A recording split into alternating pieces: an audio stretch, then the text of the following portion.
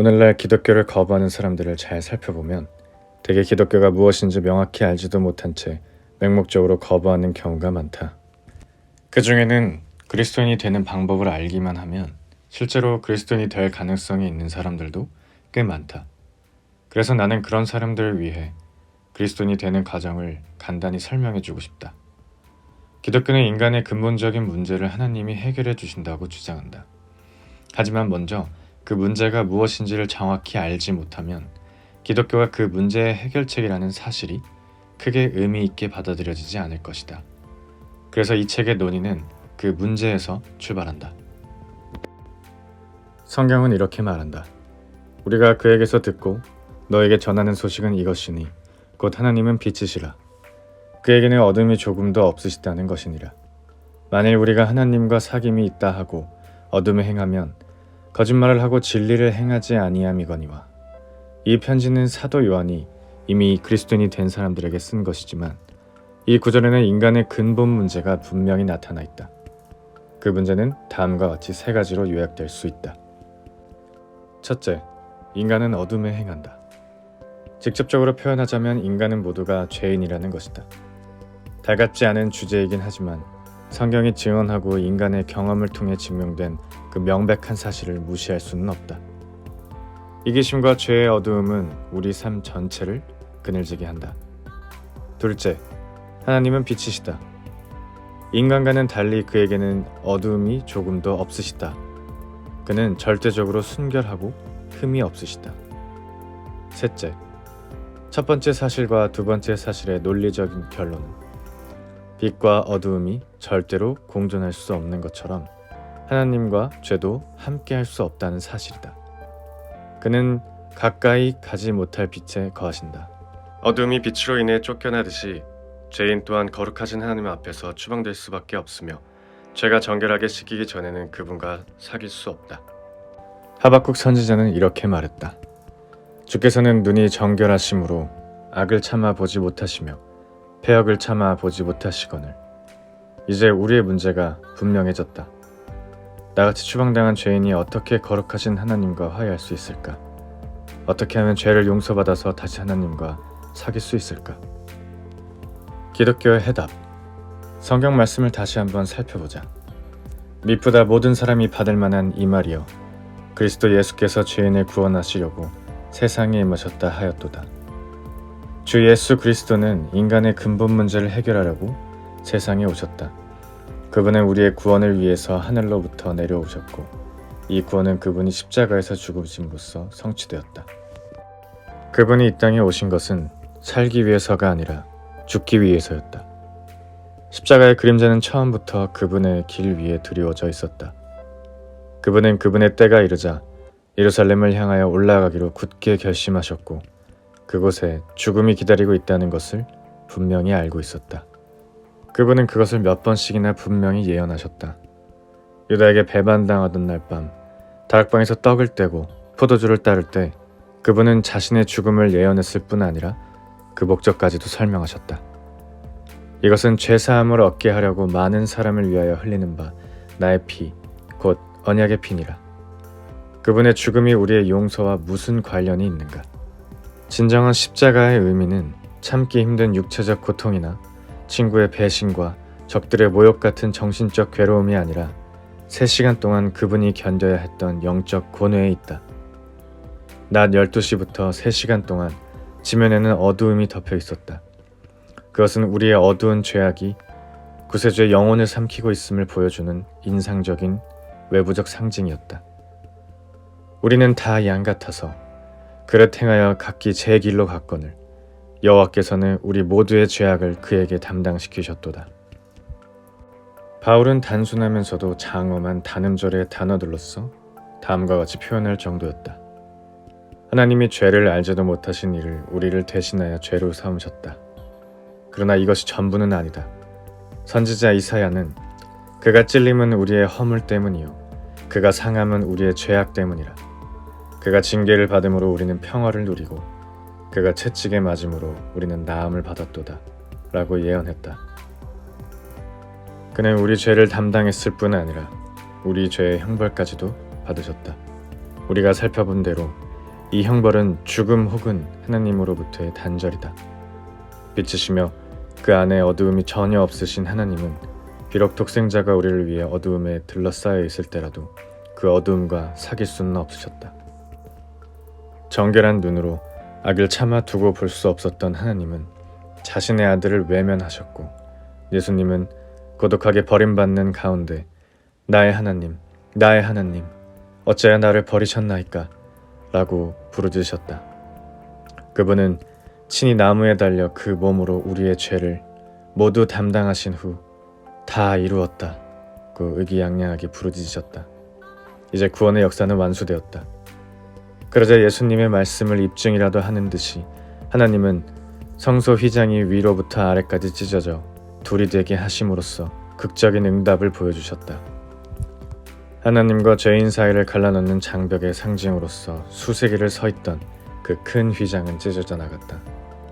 하나님의 의는 완전히 충족되었으며 그리스도께서는 온 세상의 죄값까지도 온전히 담당하심으로 모든 신자에게 하늘문을 여셨다. 죄의 값을 치르기엔 어느 것도 부족한데 오직 그분이 하늘문을 여시고 우리를 들어가게 하셨네. 죄를 없애는데 그리스도의 희생제물이 유효하며 하나님이 이 제물을 받으셨다는 궁극적인 확증을 보이기 위해 하나님은 예수님을 죽은 자 가운데서 살리시고 하나님 우편으로 높이 올리셨다. 기독교는 그리스도께서 주어진 임무를 온전하게 완수한 후 쉬고 계신 것을 자리에 앉으신 것으로 표현했다. 기도서는 그분이 십자가 위에서 세상의 모든 죄를 위해 온전하고 완벽하며 충분한 희생제물, 복납, 헌물 및 속죄물이 되었다고 말한다. 인간의 가장 근본적인 문제는 죄다. 또한 그 해답은 그리스도의 죽음이다. 따라서 기독교는 사도 바울이 말한 대로 화목하게 하는 말씀이다. 이는 복음, 다시 말해서 우리 죄를 없애기 위해 그리스도 안에서 하나님이 행하신 기쁜 소식이란 뜻이다. 나는 무엇을 해야 하는가? 이렇게 그리스도는 그분의 사역을 온전히 완성하셨다. 그런데 어떤 사람들은 예수님의 죽음으로 인한 용서가 자연히 모든 사람에게 주어진다고 경솔하게 생각한다. 그러나 죄라는 근본 문제에 대한 하나님의 해결책은 기계적이거나 비인격적인 것이 아니다. 그분은 원치 않는 사람에게까지 구원을 강요하지 않는다. 그분은 인간에게 선물로 주신 자유의지를 아직도 존중하시기 때문에 구원을 억지로 받게 하지는 않으신다. 하지만 구원은 우리 자신의 수고로 이룰 수 없기에 이를 얻기 위해서는 하나님을 통하는 방법밖에 없다. 어떻게 구원을 얻을 수 있는가? 그리스도의 죽음을 통해 유익을 얻기 위한 세 단계가 있는데 둘은 예비적인 것이고 세 번째는 궁극적으로 그리스도인이 되는 단계다. 각 단계들을 모두 주의 깊게 생각하고 함께 언급되는 구절들을 참조해보기 바란다. 나는 무엇을 해야 하는가? 하나님 보시기에 무력한 죄인임을 스스로 깨달아야 한다. 로마서 3장 22절 23절에는 모든 사람이 죄를 범하였기 때문에 하나님의 영광에 이르지 못한다고 명확히 언급되어 있다. 모든 사람은 전부 죄인이다. 사람마다 죄를 범한 정도에는 약간씩 차이가 있을지 모르지만 죄를 범했다는 사실은 다를 게 없다. 여기에는 나 자신도 포함된다. 생각으로나 말, 그리고 행위로 나는 계속해서 하나님의 계명을 거역했고 원래 내 위치에 서지 못했다. 따라서 나는 그분 앞에서 쫓겨났는데 이것은 이사야서 59장 2절에 명확히 나타나 있다. 오직 너의 죄악이 너희와 너희 하나님 사이를 갈라놓았고 너희 죄가 그의 얼굴을 가리어서 너에게서 듣지 않으시게 함이니라. 게다가 나는 무력해서 이 상황을 치료할 수 없다. 내가 아무리 많은 선행을 해도 하나님의 은혜를 얻을 수 없다. 나는 가망도 없고 능력도 없는 죄인이다. 나는 나를 하나님께 인도해 줄 수 있는 구세주가 필요하다. 예수 그리스도께서 십자가에서 죽으심으로 구세주가 되셨음을 믿어야 한다. 나를 사랑하사 나를 위하여 자기 자신을 버리셨다. 그분은 몸소 나의 죄를 담당하셨다. 그분은 나를 위해 죄인처럼 되셨다. 무엇보다 그분은 내 죄 때문에 받아야 할 형벌을 자발적으로 견뎌내셨다. 가장 명료한 구절은 베드로전서 3장 18절인데 하나님께 나를 돌려보내기 위해서 죄 없으신 그리스도께서 죄인인 나를 대신해 고통당하셨다. 그리스도께서도 한번 죄를 위하여 죽으사 의인으로서 불의한 자를 대신하셨으니 이는 우리를 하나님 앞으로 인도하려 하심이라. 육체로는 죽임을 당하시고 영으로는 살리심을 받으셨으니 저가 또한 영으로 옥에 있는 영들에게 전파하시니라. 반드시 그리스도께 나아가 그분이 모든 사람을 위해 이루어 주신 것을 내 것으로 만들어야 한다. 그분은 세상의 구주가 되시려고 돌아가셨고 나는 그분께 내 구세주가 되어달라고 간구해야 한다. 나는 모든 인간의 죄를 담당하신 그분께 나의 모든 죄를 없애달라고 간구해야 한다. 그리고 모든 사람을 하나님께 보내기 위해 고통을 받으신 그분께 나도 보내달라고 기도해야 한다. 내가 무엇을 해야 하는지는 요한계시록 3장 20절에 있는 그리스도에 대한 구절을 보면 알 수 있다. 볼지어다 내가 문 밖에 서서 두드리노니 누구든지 내 음성을 듣고 문을 열면 내가 그에게로 들어가리라. 여기서 집은 내 삶을 비유한 것으로 그리스도는 집 밖에 서 계신다. 그는 결코 억지로 문을 열지 않으신다. 또 문을 부수기 위해 도구를 사용하는 일도 없으시다. 그는 내가 문을 열 때까지 인내하며 기다리신다.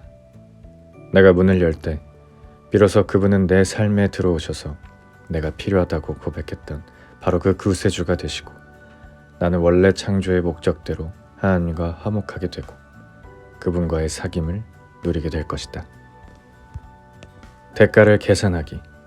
앞서 말한 단계를 밟기 전에 잠깐 멈춰서 그 의미를 깊이 생각하는 것이 현명한 길일 것이다.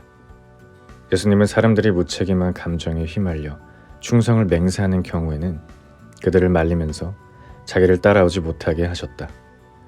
그는 건축 비용을 계산해 보기 전까지는 건물 짓는 일을 시작하지 말도록 권유하셨다. 우리 역시 그분을 영접할 때와 그 후에 그리스도께서 요구하시는 바가 무엇인가를 깊이 고민해야 한다. 반드시 죄를 회개해야 한다. 회개하고 복음을 믿으라고 그분은 말했다. 그리스도를 영접하기 위해서는 죄를 거부하는 회개가 따라와야만 한다. 회개란 단지 과거를 후회하는 것이 아니다. 슬픔 정도로는 부족하다. 나는 반드시 회개해야 한다. 즉, 잘못된 것이라 판단되는 과거의 모든 것으로부터 단호히 등을 돌려서 기꺼이 그리스도께서 그것을 영원히 나의 삶에서 내쫓으시도록 해야 한다. 나 스스로는 불가능하다. 만약 나의 회개가 진실하다면 내 죄가 타인에게 끼친 영향에 대해서까지도 배상해야 한다. 예를 들어 훔친 돈이나 소유물 혹은 시간을 갚아주는 일, 사과하는 일 또는 내가 퍼뜨린 헛소문을 밝혀주는 일 등이다. 그리스도께 복종해야 한다. 그분은 나의 구세주일 뿐 아니라 나의 주인이 되기를 원하신다. 그분은 내 인생의 집을 소유하고 싶어 하시며 오늘 이후부터 그분의 말씀이 내게 법이 되어 나를 다스리고자 하신다. 나는 어떤 결정을 내리든지 그분과 상의해야 하고 나의 삶에 대해 늘 기도해야 하며 매사에 그분의 뜻을 찾아 순종하도록 최선을 다해야 한다. 나는 그가 말한 대로 나 자신을 부정하고 그를 따르라는 말을 결코 잊어서는 안 된다. 반드시 사람들 앞에서 그리스도를 고백해야 한다. 숨은 제자는 될 수 없다. 만약 오늘 그분에게 문을 열면 문을 열었다는 사실을 누군가에게 말해주어야 한다. 그리고 나의 삶을 통해 내가 그리스도인이라는 것을 부끄럼 없이 보여야 하며 시험이 닥칠 때도 내 정체성을 분명히 밝혀야 한다. 이것으로 인해 친한 친구를 잃을지도 모르고 숱한 조소를 받을 수 있지만 그리스도께서는 그분을 부끄러워하지 말라고 말씀하셨다. 나는 그분을 위해 고난당한 것을 특권으로 여길 것이다. 기도. 이제 우리는 그리스도인이 된다는 것이 무슨 의미인지 또 어떤 값을 지불해야 하는지 알게 되었다. 하지만 이 모든 대가에 대한 그리스도의 보장은 훨씬 풍성하다. 그분을 알게 되는 심오한 내적인 만족은 이 세상의 무엇과도 비교할 수 없다. 비록 우리가 그분께 나아감으로써 손해를 본다 할지라도 죽음에 이르시기까지 보이신 그 사랑을 외면할 수는 없다. 당신이 그리스도께서 십자가에서 무엇을 완수하셨는지 명확히 이해했고 그분의 요구를 깊이 생각해 보았다면 이제 그 무엇도 당신이 그리스도인이 되는 것을 막을 수 없다. 당신이 할 수 있는 최선의 일은 방해받을 염려가 없는 조용한 장소로 가서 다음과 같은 믿음의 기도를 하는 것이다. 주 예수 그리스도여, 저는 제 생각과 말로 또 행위로 범죄했고 고의적인 불의를 행한 잘못이 있으며 나의 죄악으로 인해 내가 거룩하신 하나님 앞에서 분리되었을 뿐 아니라 하나님의 호의를 얻기에는 너무도 무력함을 겸손히 시인합니다. 주님은 저의 죄를 위해 십자가에서 죽으셨고 몸소 그 죄를 담당하셨으며 마땅히 받아야 할 정죄를 저 대신 겪으셨다는 것을 확실히 믿습니다. 저는 당신을 따르기 위해 치러야 할 값을 신중히 생각해 보았습니다. 저는 진심으로 회개하며 과거의 죄악에서 돌이킵니다. 저는 저의 주요 선생이신 당신께 기꺼이 복종합니다. 당신을 부끄러워하지 않도록 도와주옵소서. 이제 저는 당신께 나아갑니다. 오랫동안 당신은 문 밖에서 참을성 있게 기다리며 문을 두드려 오셨습니다. 이제 문을 엽니다. 주 예수여, 들어오셔서 영원토록 나의 구세주, 나의 주가 되소서. 아멘. 마지막 제안. 이 기도를 겸손하고 진지하게 따라서 하고 주 예수 그리스도를 영접한 독자를 위해서 몇 마디 충고로 결론을 맺고자 한다. 첫 번째, 누군가에게 오늘 당신이 한 것을 말해주라. 두 번째, 주 예수님이 당신의 생활에 오셨음을 추호도 의심하지 말라. 어떤 다른 감정이 생기지 않는다고 걱정하지 말라. 변덕스러운 감정이 아닌 하나님의 확실한 약속이 확신의 근거가 된다. 요한계시록 3장 20절과 요한복음 6장 37절을 읽으라. 그분은 당신이 그분을 영접하면 당신 안으로 들어오겠다고 약속하셨다. 그분의 말을 믿으라. 그분은 약속을 결코 깨뜨리지 않으신다. 세 번째, 그리스도인의 모임에 참여하라. 우리가 혼자서만 그리스도인으로서 살아가게 하는 것은 결코 하나님의 뜻이 아니다. 주일 예배는 그리스도인의 의무다. 네 번째, 매일 아침 저녁으로 조용히 성경 읽는 시간과 기도의 시간을 갖도록 자신을 훈련함으로써 그리스도와의 새로운 교제를 유지하고 발전시키라. 얼마 지나지 않아 이것이 필수적임을 알게 될 것이다. 다섯 번째, 일단 당신의 신앙이 견고해지면 누군가를 그리스도께 인도하기 위해 기도해야 한다. 당신 혼자만 복음을 독점할 수는 없다.